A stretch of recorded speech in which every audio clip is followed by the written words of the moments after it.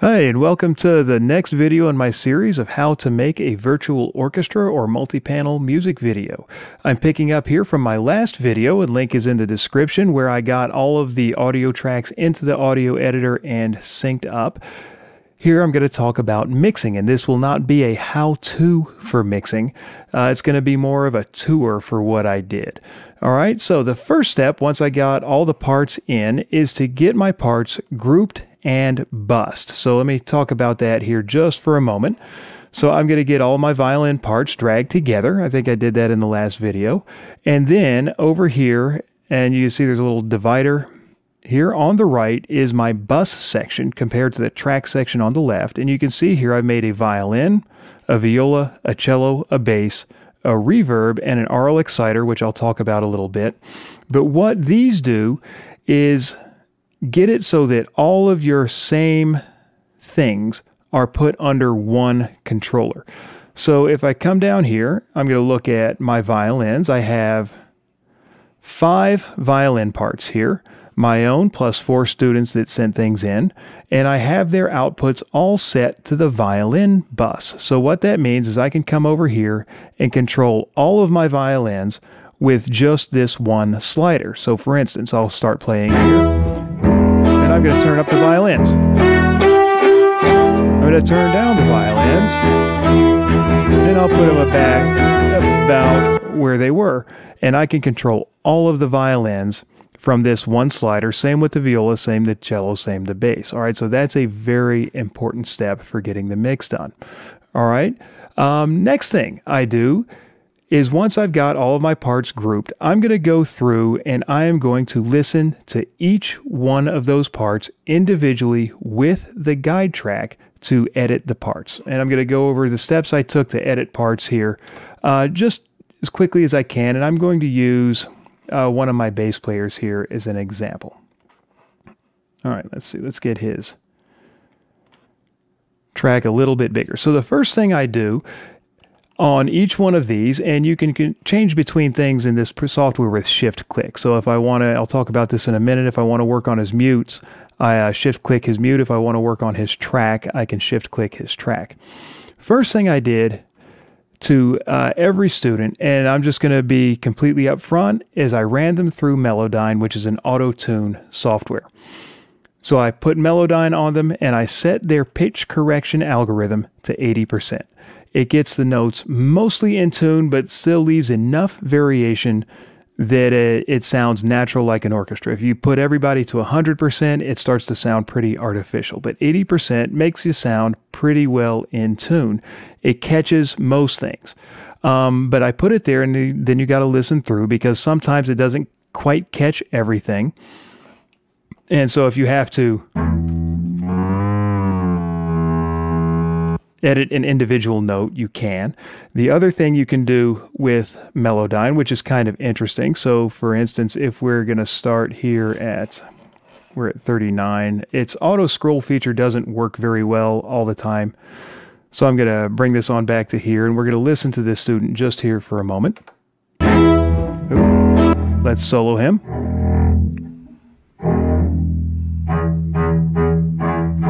And you can hear right here, his time was not perfect. It's automatically corrected his pitch, but I can manually, you have to hold Alt, you get this mouse shape, and I can manually hold Alt, and I can scoot him perfectly into time here and here. Mostly I didn't do that because a little bit of variation actually makes you sound natural as far as an ensemble goes. But I was able to fix some fairly off notes this way. So for instance, I'm going to come back here and play, and you'll hear that at least these couple of notes are perfectly on time now.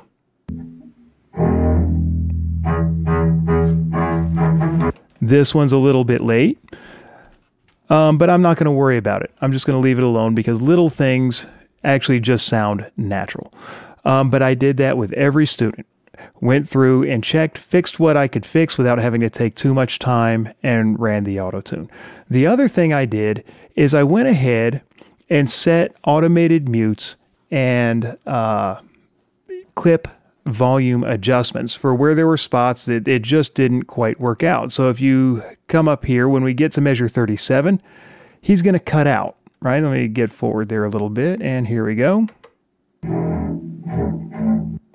And he's gone for these 8 measures or so. The reason he's gone in these 8 measures is because it should have been pizzicato. If I click Control, drag, you'll hear right here at that spot, he's playing with the bow. He was supposed to switch to pizzicato, but he forgot to do it. So I just mute him out and I bring it back in when it would have been switched back to the bow. And I go through, and during this process, I'm going to cut out all the parts where it was just a little bit too bad to fix. I'll just do one more example of this in Violin 3 at measure 56 was a good example here. And let's see. I did this a couple of different ways. I'll show you a couple of different ways you can do this. And this one I used a clip gain for it. So when we get to measure 56, this student just gets turned down.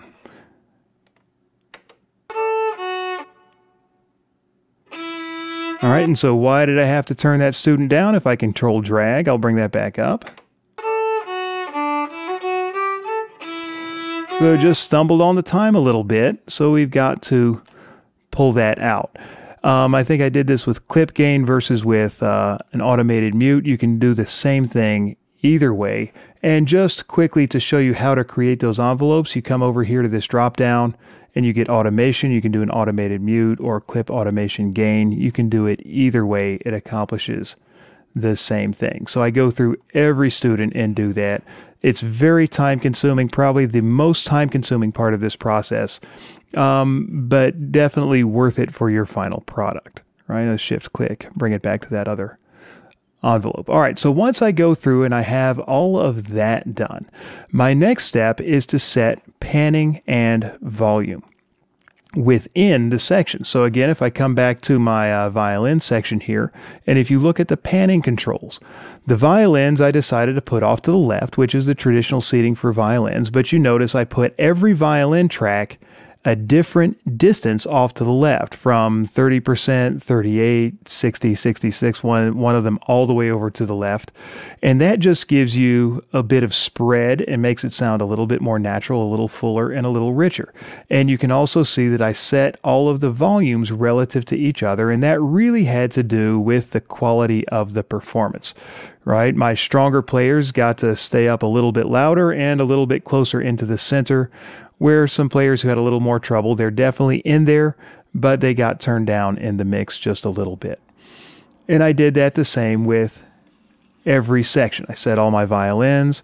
Violas I decided to put on the right. That way my upper strings were balanced between the right and the left. My lower strings I decided after listening to put my cellos onto the left side and my bass players onto the right side.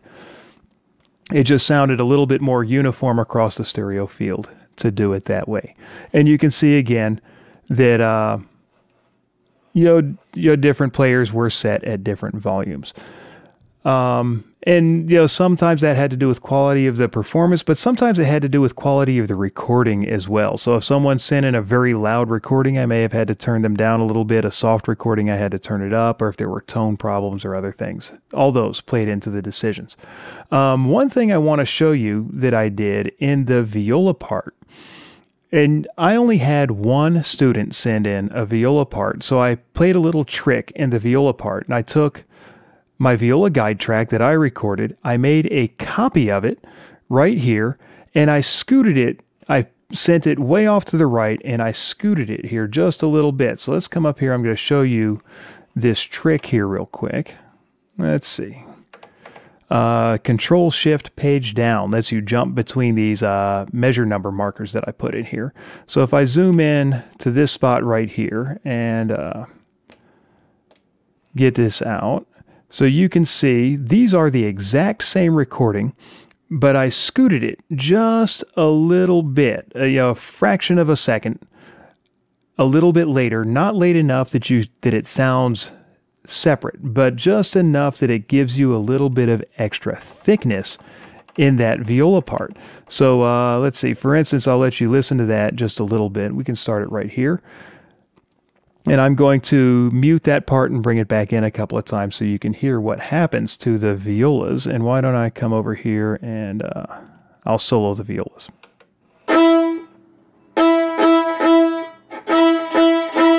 I'm going to take it out.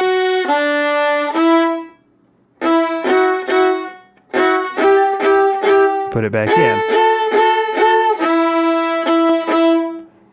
And it's a little bit subtle. Maybe you'll hear it better here.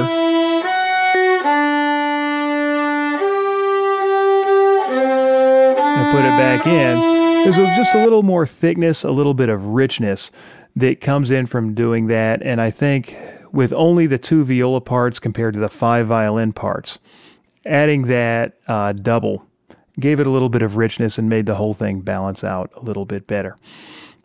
All right, I only had one cello player send me a part in time. When you see the finished video, there's actually 2 student cello players playing, but one of them sent me his recording really late, and so that player gets to be in the video, but I didn't get his sound in time to include him in the mix. So there you go. These are the kinds of things you do.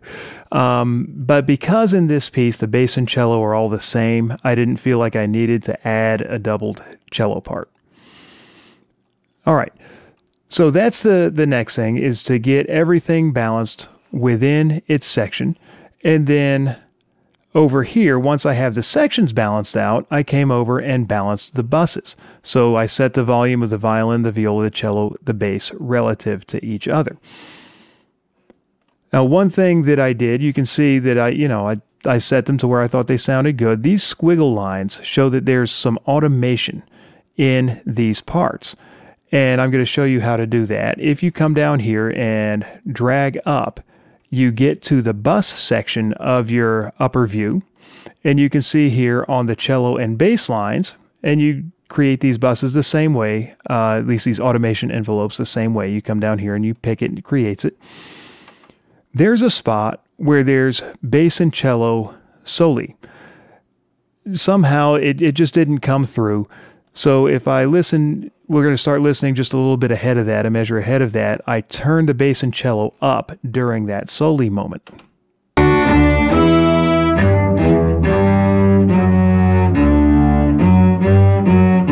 When their soli is done, I drop them back down to where I thought they balanced well with the violins and violas. Just something about that moment, it just didn't come through what I thought was strong enough, so I boosted them a little bit there in that spot. And so there's balancing the buses. Next step, and I will say these steps aren't all exactly one after another after another. I move back and forth between things pretty frequently, but it's a good basic workflow is I get into effects, and I'm going to give you a tour of the effects. Now, in my video about creating the guide track, I stuck to free effects. For this, my final mix, I'm not using any of the free effects. I have paid things that I think sound much better than the free ones, so I'm using those. But everything I've done, well, most everything I've done, can be accomplished almost as well using the things that are free. So I'm just going to give you a tour. Now, the first one that I am going to mention is this one. I had to use a noise reduction plugin, and I'm not so sure. I've never seen a good one of these for free. So this is a paid plugin, and I'm going to go ahead and I'm going to show you what I had to do with this one. This is my original viola recording, and I'm going to start it back here at measure 19. So you can see here I've archived this, which means that there is no processing going on. The computer doesn't even touch this once you've archived it. So I'm going to unarchive it, and I'm going to solo it.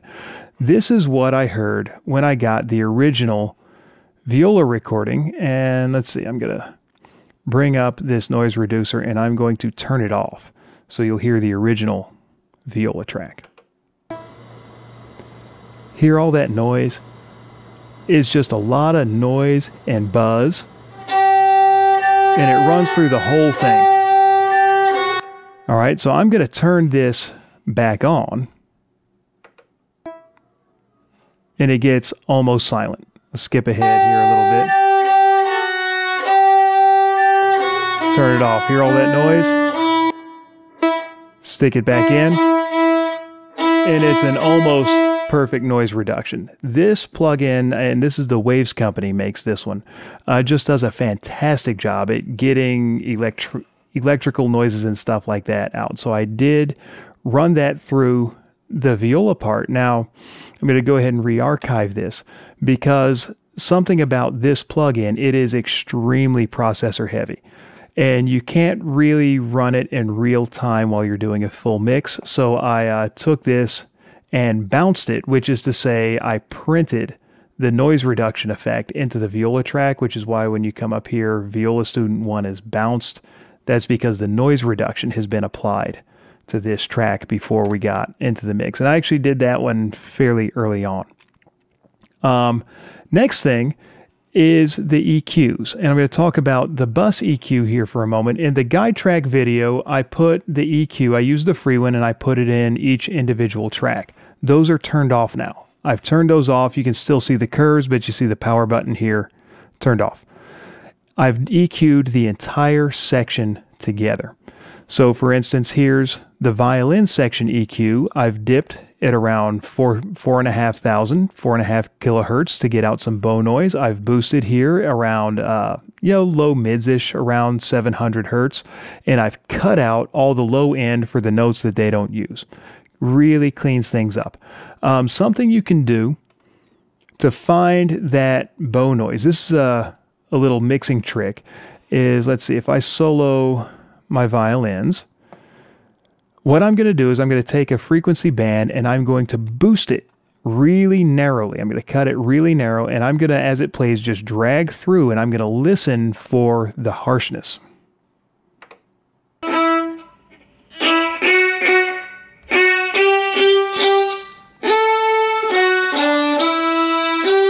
So around here, there's some around here, right? And that's where I'm going to cut. And then I'll go back over here. Now, this cut is in a different spot than I just found, and that has to do with what's going on in the master section, so I'm not going to change this right now. But before I put in my master section EQs, this is where I found was the best place to cut a little bit of harshness out of the violins. Viola section EQ, I added a little bit of high end. Their low end boost is a little bit lower. And again, a cut here for bow noise harshness. Cello section, their boost is a little bit lower. I didn't have to cut as much harshness out of the cello. Bass section, a nice strong low end boost, but I found on the basses, cutting the very lowest part of their frequency range tightens things up a little bit. All right, so there are my EQ settings, and you can get that with the free stuff that's built in, but I think these work a little bit better and they sound a little bit better. Let's see, next thing is I set up sends. I really like the Waves products, but you gotta do this enough to make it worth spending the money on it. But I set up a reverb, and I just set it to a medium hall. There's a preset, I think medium hall is what I picked here. And I turned off the direct and early reflections and have that as a send. So you can see here I have reverbs turned up to various degrees with the various sections, a little bit less on the low end, more reverb for the higher end instruments, less for the lower end. I think that ends up sounding a little bit better. And oops, let's turn off the violin. And here is just the reverb sound, whole mix, and I'll take out the reverb. It just gets dry.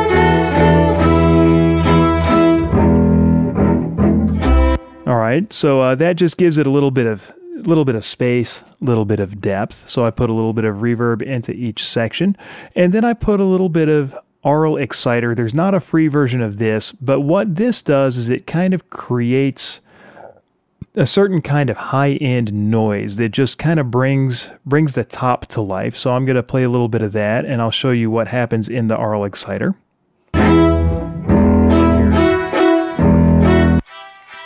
So here it is. So you just have this high end. I'll take it out. Put it back. And you just get this kind of sparkle and life to it. It's pretty subtle, but I think in the end it makes a difference. So I like to use it on things a lot of times. You see I used about the same amount on violin and viola. I didn't use any on the bass, and I thought the cello actually benefited from it a fair bit, so I put some on there. All right, and then I'll move on to my master bus. I start off with a tape simulator, and there's just something it does that is nice in music. So I'll play a little bit, and I'll take it out, and I'll put it back in. So I'll have to turn this one on and off from here. Take it out. I'll put it back. To me, it just rounds things out a little bit and glues it together a little. So what you get is a little bit of simulated saturation. So a little bit of distortion, a little bit of very mild compression comes from it, and I like what it does. Next thing is I have a master bus equalizer. And actually this is the last thing that I put because there were some problems in it, kind of in this. It had lost a little bit or was lacking some presence. So I'll play here, and I'm going to take this out. I think the whole thing is just a little bit flat sounding, and that brings it alive. So I added a little bit of presence to it, and again, I just dipped a little bit more in that harsh register, and I think this is why it sounded like the violins needed some 2K cut, because I have this boost over here and those boosts were adding on top of each other. But this really, I think, was the icing on the cake, putting that last equalizer in there. I've got this emulation of a Pultec, which I have here. I've added some top end boost, and I've done boosting and cutting at the same time in the low end, and this particular equalizer is known for being able to tighten up low end by doing this boost cut trick. We'll do a little bit of this. I'll take it in and out for you.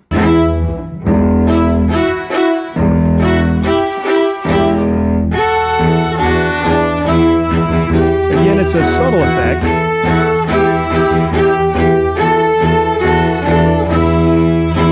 But it tightens up the low end and gives it a little bit more air. And then the final step in my master bus is a compressor. And this is a kind of fancy one, but there are compressors built into the program you can get. So if we go over here, this compressor right here will do something similar. I don't think it does it quite as well, but you can get a similar idea from it. And if you watch the meter right here, there's just a little bit of gain reduction going on in the compressor. I'm not really flattening the thing out, but I'm going to take it out here. Put it back.